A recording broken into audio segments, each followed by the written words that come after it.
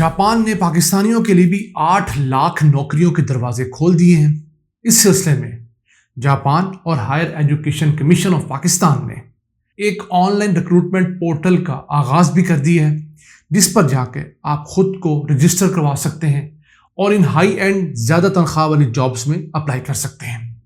इसके अलावा पंजाब हुकूमत ने भी सूबे में 30,000 नई सरकारी नौकरियां देने का ऐलान किया है। उसे प्रोग्राम के दूसरे हिस्से में डिस्कस करेंगे। अस्सलाम वालेकुम व्यूअर्स, मैं हूं आपका मेज़बान अब्दुर्रहमान। आज से तकरीबन 1 साल कबल हमने आपको बताया था कि जापान पाकिस्तान से लाखों की तादाद में IT सॉफ्टवेयर इंजीनियर्स लाना चाहता है।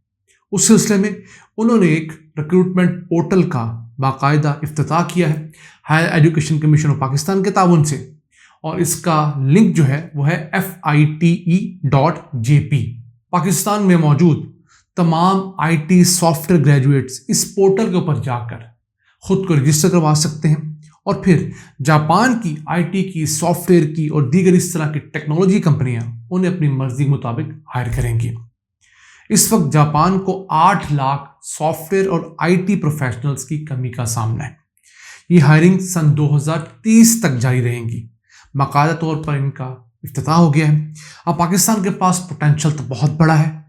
अगर पाकिस्तान में कुल यूनिवर्सिटीज़ की तादाद की बात करें तो सरकारी, नीम सरकारी और प्राइवेट यूनिवर्सिटियां मिलाकर 244 यूनिवर्सिटियां इस्टेब्लिश्ड हैं। उनमें से 163 यूनिवर्सिटियां ऐसी हैं जो IT सॉफ्टवेयर के मुख्तलिफ कोर्सेज ऑफर कर रही हैं, और टोटल में से 108 तो ऐसी हैं जो इंजीनियरिंग के मुख्तलिफ कोर्सेज ऑफर कर रही हैं, IT के अंदर, सॉफ्टवेयर के अंदर, वेब डेवलपमेंट में, इन तमाम चीज़ों में।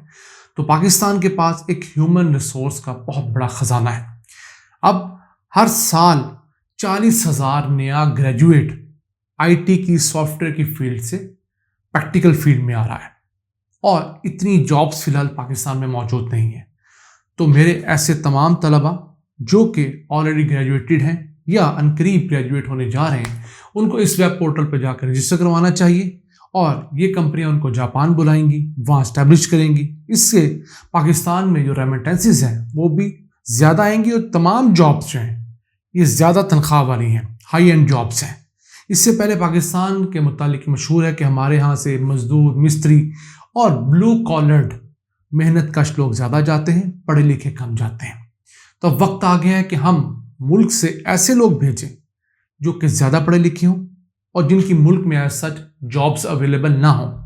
जब तक मुल्क के अंदर ऐसा इकोसिस्टम डेवलप नहीं होता कि हम इन लोगों को मुल्क में जॉब दे सकें, इनको फैसिलिटेट करना चाहिए ताकि पाकिस्तान के पास एक इस किस्म का सोर्स ऑफ इनकम बढ़े जो कि रेमिटेंसेस की सूरत में है।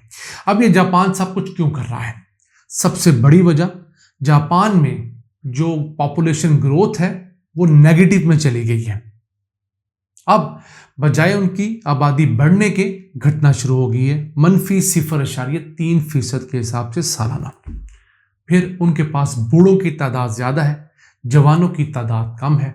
इसी वजह से अब उनके पास नए IT ग्रेजुएट्स कम आ रहे हैं। तो जो एक्सपेंशंस हो रही हैं, जो नई कंपनियां खुल रही हैं, जो नई फील्ड्स आ रही हैं, जो फिर इमर्जिंग टेक्नोलॉजी की फील्ड्स आ रही हैं, उसके लिए उनके पास ह्यूमन रिसोर्स साथी नहीं है। और इसको पूरा करने के लिए वो पाकिस्तान समेत दीगर इमर्जिंग कंट्रीज से IT प्रोफेशनल्स लाना चाहते हैं, 8 लाख, ताकि उनको अपने मुल्क में बसा सकें। हालांकि जापान के बारे में मशहूर रहा है कि इनकी इमिग्रेशन पॉलिसीज़ हमेशा बहुत सख्त रही हैं।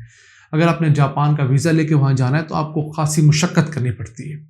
लेकिन वक्त देखिए, आबादी का तनासुब तब्दील होने की वजह से अब उनको 8 लाख जॉब्स खोलनी पड़ी हैं। अभी तो ये सिर्फ IT सॉफ्टवेयर टेक्नोलॉजी की फील्ड में है, अभी तो बहुत सारी फील्ड्स और भी रहते हैं। ऑटोमोबाइल इंडस्ट्री बहुत बड़ी इंडस्ट्री है उनकी, वहाँ पर जॉब्स अनकरीब निकलने जा रही हैं। फिर इलेक्ट्रॉनिक्स की फील्ड बहुत बड़ी है, वहाँ पर भी जॉब्स निकलेंगी। तो आबादी अगर तेज़ी से बढ़ना बहुत बड़ा मसला है तो घटना भी उससे बड़ा मसला है। पाकिस्तान का मसला इतना बड़ा अब नहीं रहा। पाकिस्तान की जो बहुत तेज़ी से बढ़ती हुई आबादी अब आहिस्ता आहिस्ता एक नॉर्मल लेवल पर आ गई है। एक्सपर्ट्स का कहना है कि आपकी आबादी 2.1% के हिसाब से बढ़नी चाहिए, और पाकिस्तान की आबादी 2.4% के हिसाब से बढ़ रही है। यानी कि 2.1 से नीचे जो आबादी बढ़ेगी 2%, 1.9% کے حساب سے وہ ہمیشہ نقصان میں جائے گی. آپ کے ملک میں بوڑھے زیادہ ہو جائیں گے، جوان کم ہوں گے، کمانے والے کم ہوں گے، خرچہ کرنے والے زیادہ ہوں گے، تو آپ کا ملک کبھی ترقی نہیں کر سکتا. جس طرح کسی بھی کمپنی میں، کسی بھی آمدن میں گروتھ چاہیے ہوتی ہے، ویسے ہی آبادی میں بھی گروتھ چاہیے ہوتی ہے. اور یہی وجہ ہے کہ چائنا میں بھی اب پہلے جو 1 بچے کی پابندی تھی وہ 2 پر شفٹ کی گئی، تو اب انہوں نے کھلی اجازت دے دی ہے. لیکن وہاں پر پچھلے 30 سالوں میں عوام کا رویہ ایسا بدلا ہے کہ تمام تر اجازتوں اور پھر انسینٹیو معاوضوں کے باوجود وہاں کی آبادی نہیں بڑھ رہی. اور جاپان کے بعد چائنا کے لیے بھی آبادی کا زیادہ نہ بڑھنا بھی درد سر بن گیا ہے، کیونکہ ایک بچہ 4 لوگوں کو سنبھال رہا ہے. یعنی کہ ایک بیٹا اس نے اپنے 2 ماں باپ کو سنبھالنا ہے، اسی کے ساتھ ساتھ اس کی بیوی جو ہے اس کے 2 ماں باپ بھی انہوں نے سنبھالنے ہیں. تو یہ چیزیں بہت بڑا برڈن ثابت ہو رہی ہیں. تو جب آپ قدرت کے خلاف جائیں گے، تقدیر کے خلاف جائیں گے، تو اپنے لیے مسائل کھڑے کریں گے. پہلے پاکستان کے لیے ایشو تھا جب ہماری آبادی 4-5% کے حساب سے بڑھ رہی تھی، لیکن اب آبادی کی رفتار بہت حد تک مناسب ہو گئی ہے. تو جو لوگ ہر کمنٹ میں یہی کہتے ہیں ہماری آبادی بہت بڑھ رہی ہے، ان کو میرا یہی پیغام ہے کہ اتنی آبادی ہمیں چاہیے اگر ہم نے دنیا میں گروتھ لینی ہے. تو آگے چلتے ہیں. پنجاب حکومت نے 30,000 سرکاری نوکریاں کھولنے کا اعلان کیا ہے. اس متعلق ایک سمری بھیج دی گئی ہے سی ایم کے پاس. اس کے ساتھ ساتھ اس میں جابس کون سی ہوں گی؟ 16,000 جابس تو ٹیچرز کی کریٹ کی جا رہی ہیں پنجاب کے اندر. اس کے علاوہ 14,000 ایجوکیٹرز، ٹیچرز اس وقت پرمننٹ نہیں ہیں، ان کو پرمننٹ کیا جائے گا. پھر اسی کے ساتھ ساتھ تقریباً 11,000 جابس ایسی کریٹ کی جا رہی ہیں جو کہ نان ٹیچنگ سٹاف کی ہیں لیکن ایجوکیشن ڈپارٹمنٹ میں ہیں. مثلاً سیکیورٹی گارڈز کی جاب ہیں، کلرکس کی ہیں، اسی طرح کی نائب کاسٹ کی جابس ہیں. تو یہ گریڈ 1 سے گریڈ 4 تک کی 11,000 جابس جو ہیں اس کی سمری بھی اپروو کر دی گئی ہے، اور انشاءاللہ عنقریب اس کے اوپر کام کا آغاز ہوگا. یہاں میری پنجاب حکومت سے گزارش ہے کہ جہاں انہوں نے نوکریوں کی لوٹ سے لگائی ہے، کیونکہ الیکشن ایئر آ چکا ہے، وہیں پر کچھ مہربانی سرکاری اسکولوں کی مخدوش عمارات پر کریں. گزشتہ دنوں پنجاب کے اندر ایک سینٹ فرانسس اسکول ہے انارکلی کے اندر، اس کی عمارت گر گئی. اللہ کا شکر ہے کہ بچے موجود نہیں تھے اس کے نیچے. تو یہ چیزیں سرکاری اسکولوں میں دیکھنی چاہیے. صرف ٹیچر دینے سے کچھ نہیں ہوگا، آپ کو ٹیچر سے پہلے وہاں کا ماحول اچھا کرنا پڑے گا. وہاں پر اچھی بلڈنگز دیں، فرنیچر دیں، دیگر اکوپمنٹ پورا دیں. پھر اچھا ٹیچر تو آپ دیں گے ہی دیں گے. پھر ان ٹیچرز کے اوپر سرورنس رکھیں اور پھر ان سے ریزلٹس لیں. بہت سارے اسکولز میں اب ایسا ہو گیا ہے کہ ٹیچرز تو زیادہ ہیں اور اس حساب سے اسٹوڈنٹس کی ریشو کم ہے. تو ان پرنسپل کو پکڑیں، ان ٹیچرز کو کہیں کہ وہ اپنے علاقوں میں جا کر، اسکول کے ارد گرد جا کر انرولمنٹ کریں.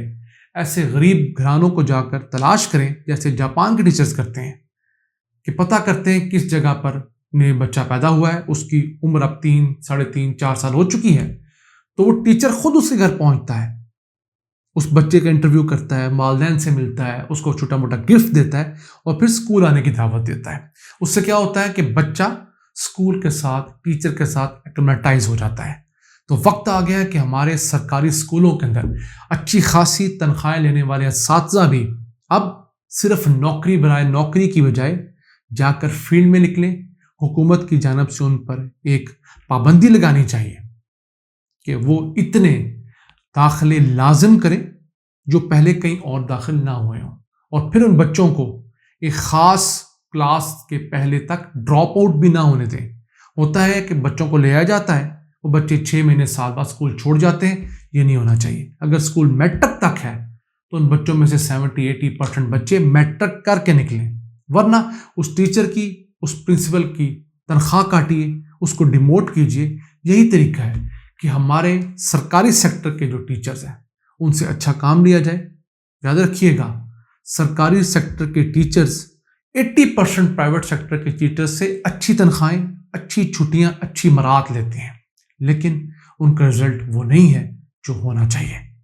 وقت آ گیا کہ ہمارے یہ پڑھے لکھے لوگ، ہمارے معزز ٹیچران اب اپنا فائدہ دیکھنے کی بجائے اور شام کو اکیڈمی پڑھانے کی بجائے قوم کے بارے میں سوچیں. کیونکہ اب سرکاری اسکولوں میں صرف غریب کا بچہ پڑھتا ہے. اور اگر آپ نے کسی ایک غریب کے بچے کو پڑھا لیا، تھوڑی ایکسٹرا ایفرٹ کر دی، تو یقین کیجئے اس کا پورا خاندان غربت سے باہر نکل آئے گا اور آپ کے لیے صدقہ جاریہ بنے گا۔ انہی الفاظ کے ساتھ اپنے میزبان عبد الرحمان کو اجازت دیجیے۔ اللہ حافظ۔